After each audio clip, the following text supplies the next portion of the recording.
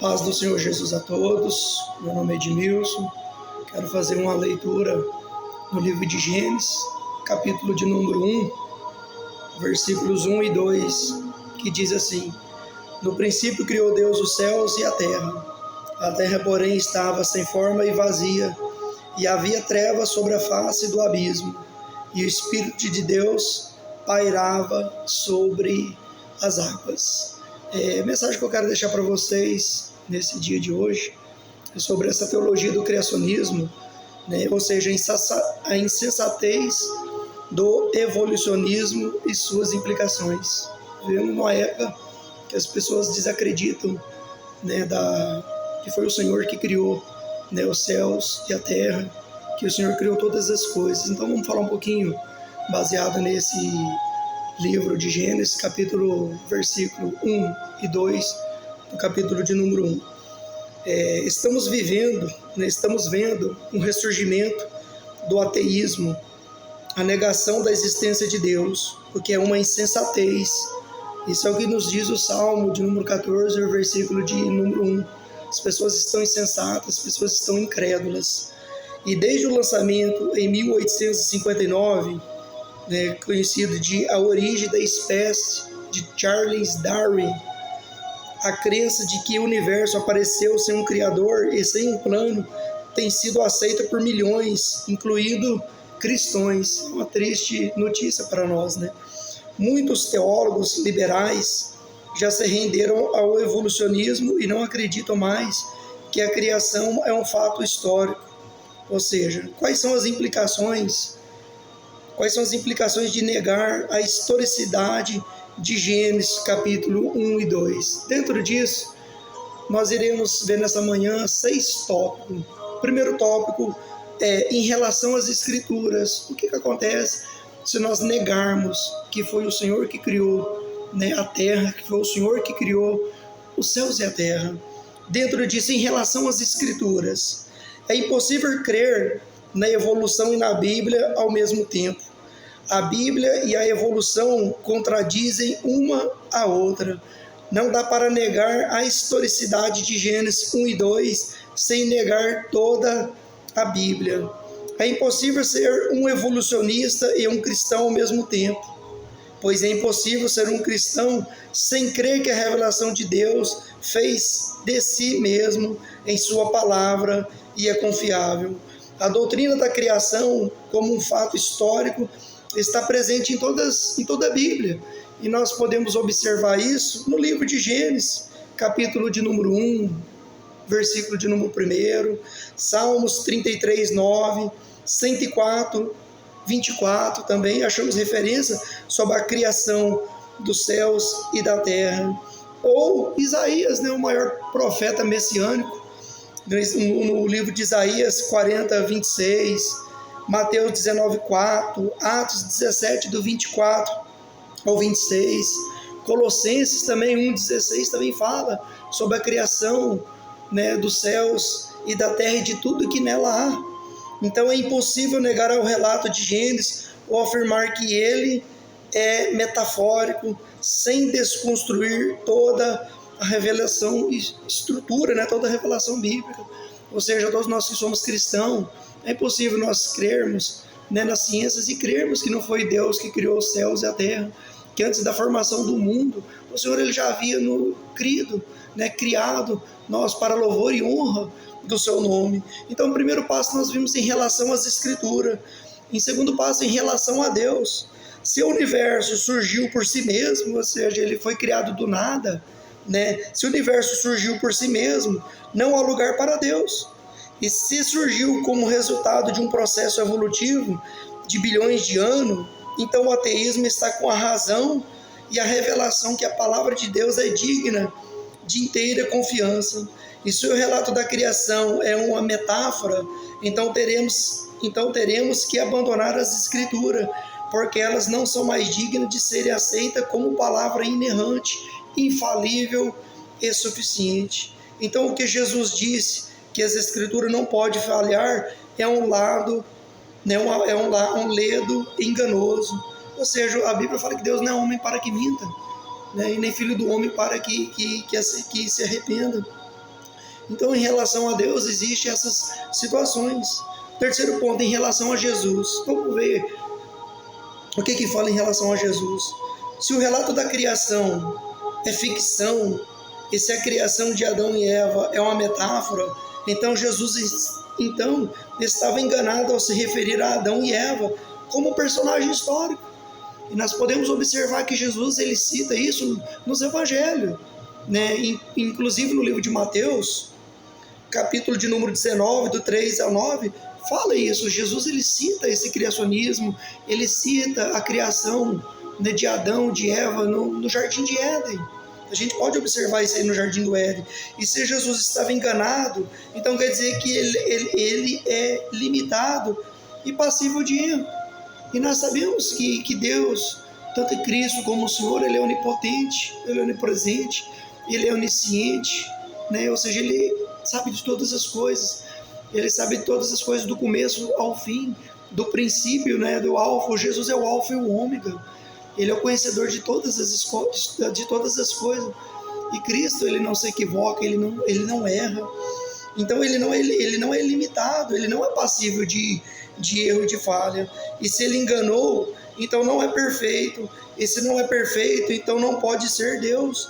E se ele não é Deus, então é um enganador, porque se auto-apropriou, chamou-se de Deus.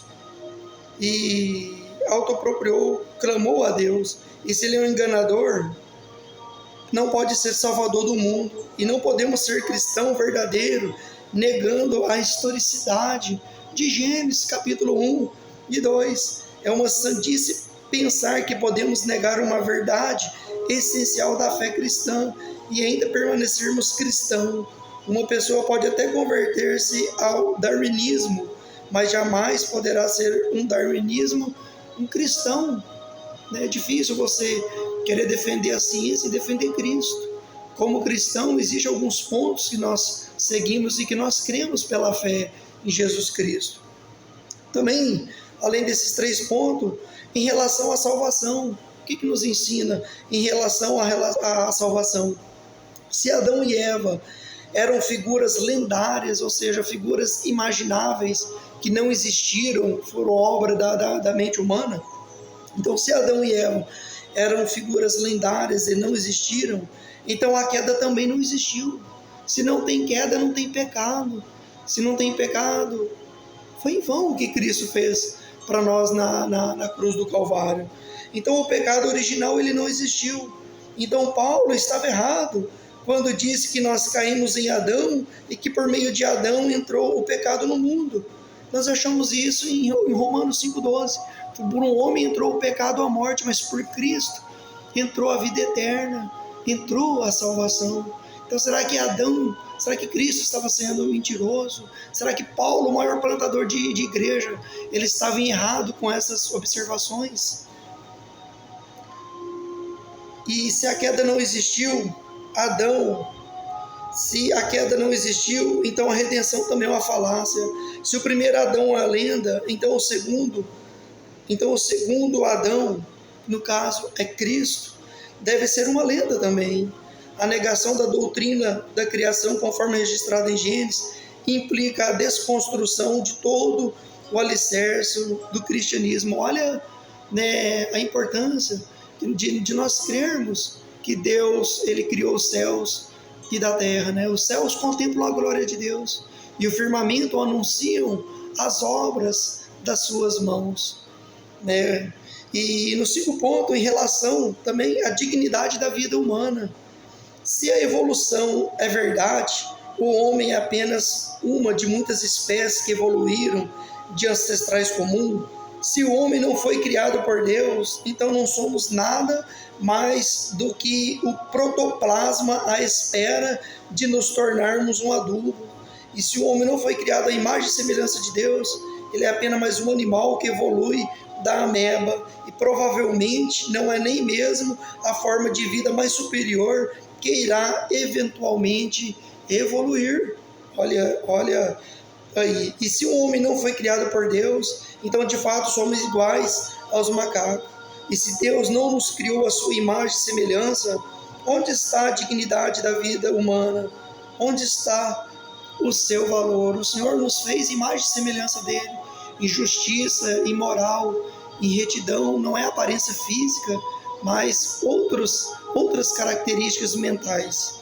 E o sexto ponto, já finalizando essa teoria que fala sobre a insensatez do evolucionismo e suas implicações para o cristianismo, nós entramos em relação à família, falamos em relação às escrituras, que a Bíblia ela não erra, ela é inerrante, ela é eficaz.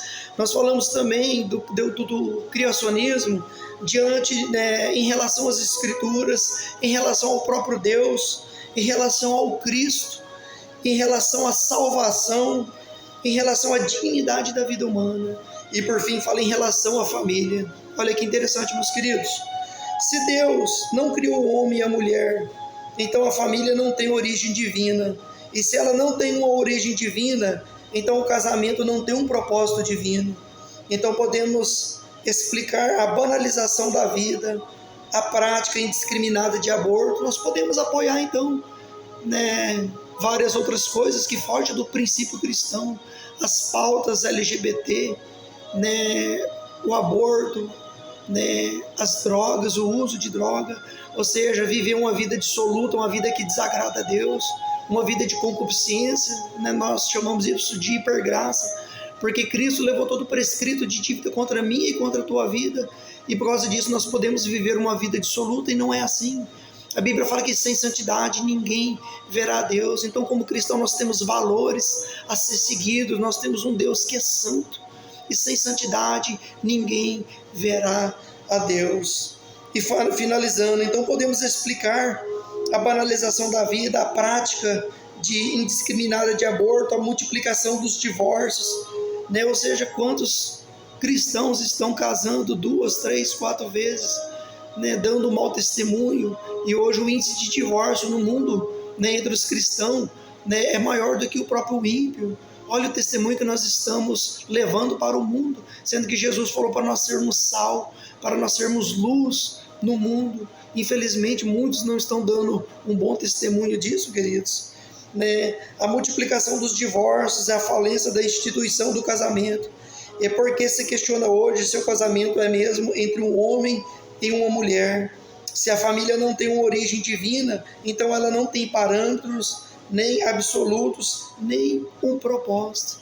Ou seja, a família foi algo que o Senhor constituiu. Louvado seja Deus. Deus, ele cria do nada, é o que nós chamamos no original do ex nihilo.